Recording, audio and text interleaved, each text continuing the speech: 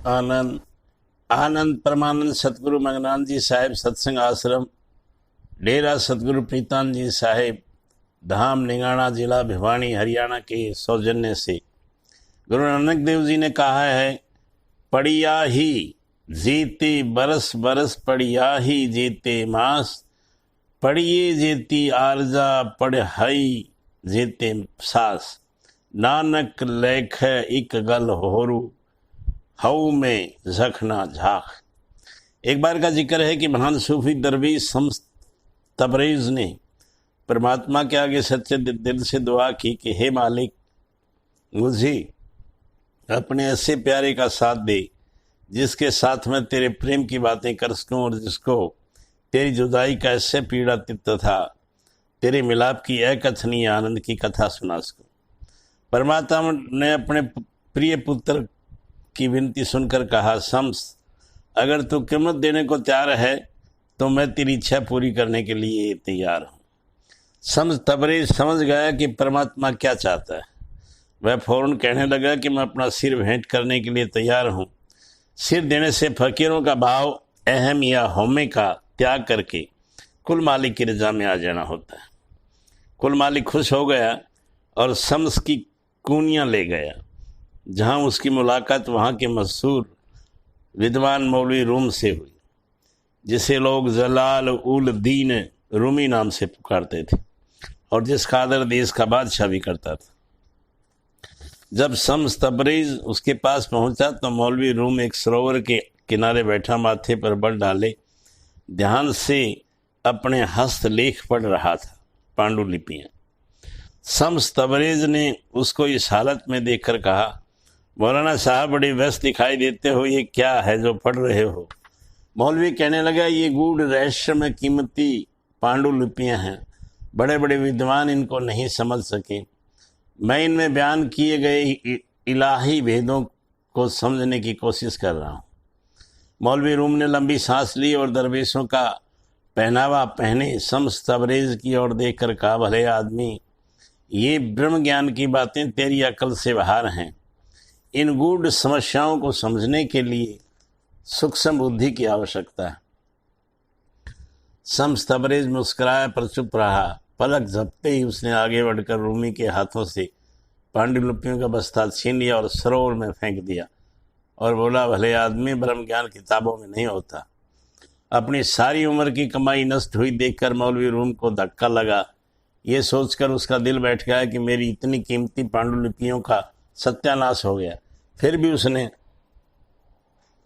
अपने आप को वश में रखा और मुस्कुराते हुए कहने लगा, भले आदमी, तूने ये क्या कर दिया?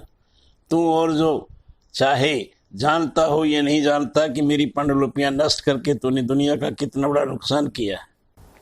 ये सुनकर शम्स तबरेज मुस्कुराता हुआ कहने लगा, ये बच्चों के खिलौने हैं। अगर इनके खो जाने से तेरा दिल टूटता है तो तुझे ये खिलौने वापस दे देते हैं। ये कहकर शम्स तबरेज ने सरोवर में हाथ डाला और पांडुलिपियां सूखी बाहर निकाल कर रख दी।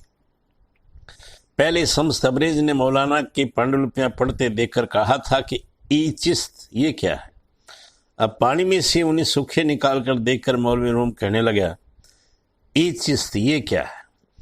पहले मौलवी रूम ने शम्स तबरेज से कहा था, ये बात तेरी अकल से बाहर है। अब शम्स तबरेज ने मौलवी से कहा, ये बातें तेरी अकल से बाहर है।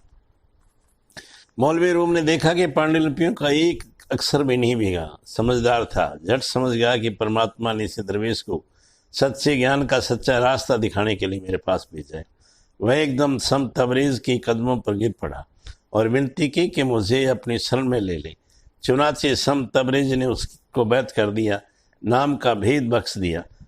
उसने शब्द की कमाई की और ऊंचे से ऊंचे रूहानी भेदों को जानकार हो गया। अब उनकी मसनवी को फारसी भाषा के कुरान का दर्जा दिया जाता है। वह खुद लिखता है, अगर शम्स तबरेज का मुरीद बनना नसीब न होता तो मौलवी रूम कभी मौलाना रूम न बन सकता, यानी गुरु की कृपा के बिना कभी विद्वान संत नहीं बन सकता। आनंद इनायत खान ने कहा है, तुम अपना सर्वस्व अर्पण कर दो तो हम तुम्हें वह सब दे देंगे जो हमारे पास है। एक बार खुदा के सच्चे प्रेमी बायजीद बुस्तामी को आकाशवाणी हुई और उसने गैबी देवी आवाज़ ये कहती हुई सुनी, तुझे जो मांगना है मांग ले, तेरी इच्छा पूरी हो जाएगी। बायजीद प्रभु का सच्चा प्रेमी था और अपने महबूब के दर्शन के लिए सिवाय और कुछ नहीं चाहता था। उसने नम्रता से सिर झुकाकर कहा, जो कुछ मालिक खुद खुशी से दे मैं खुशी खुशी स्वीकार करूंगा और उस दाता का शुक्रगुजार रहूंगा। दैवी आवाज़ कहने लगी, हम तुम पर खुश हैं और तुझे दोनों जहान बख्शते हैं।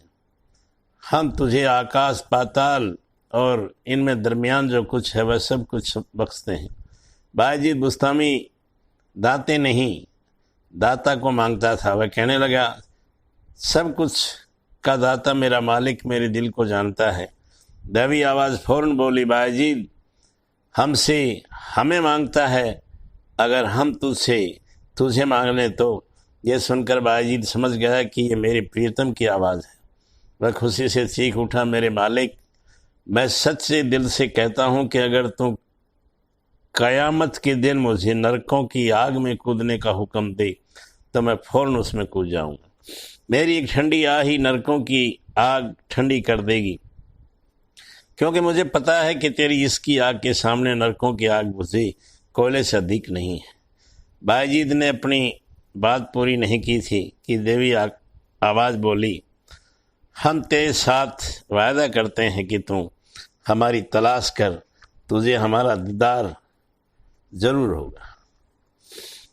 गुरु रामदास जी ने कहा है, स्वर्ग मुक्ति बैंकुट सभी वांछही, नीति आशा आस करीजे, हरि दर्शन की जन मुक्ति न मांगही, मिली दर्शन तिरुपति मन नु दीजिए। एक दिन बसरा की महात्मा राबिया बसरी फूट फूट कर रो रही थी, मानो उसका हृदय फट रहा हो। उसको दुख से व्याकुल देखकर उसके पड़ोसी उसके चारों ओर इकट्ठे हो गए। उन्होंने देखा कि राबिया कह रही है, ऐ खुदा, तू मेरी विनती मानकर स्वर्गों को जला दे और नरकों की आग को ठंडा कर दे, ताकि लोग नरकों के डर और स्वर्गों के लाज की बजाय तेरे लिए तुझे प्यार करें। एक बार एक सिख सिबली मक्का गए हुए थे। उनके मन में ऐसी तरंग उठी, वे इबादत भक्ति से फारिग होकर उठे तो हाथ में जलता हुआ कोयला पकड़कर काबे की ओर दौड़ पड़े। काबे में एक बहुत बड़ा काला पत्थर संगे अस्वद है, जिसे मुसलमान आदर से चूमते और पूजते हैं। सिबली को जलता कोयला लेकर दौड़ता देखकर लोगों ने पूछा, हजरत आप किधर दौड़े जा रहे हैं और क्या कर रहे हैं? हजरत ने जवाब दिया, मैं इस कोयले से काबे को आग लगाने जा रहा हूं, ताकि लोग काबे का ध्यान छोड़कर उस मालिक का ध्यान करें। दूसरे दिन लोगों ने सिबली को फिर मक्के की गलियों में से काबे की ओर जाते देखा। उसकी आंख नूर से चमक रही थी और दोनों हाथों में जलते हुए कोयले थे। लोगों ने पूछा, हजरत आज किधर जा रहे हो और आज किसको आग लगाने को चले हो? सिबली कहने लगा, मैं दोजख नरक और बहिश्त स्वर्ग दोनों को जलाने जा रहा हूं, ताकि लोग बहिश्त के लोभ और दोजख के डर के बजाय उस महबूब हकीकी सच्चे प्रीतम के लिए उसका प्यार करने लग जाएं। आनंद।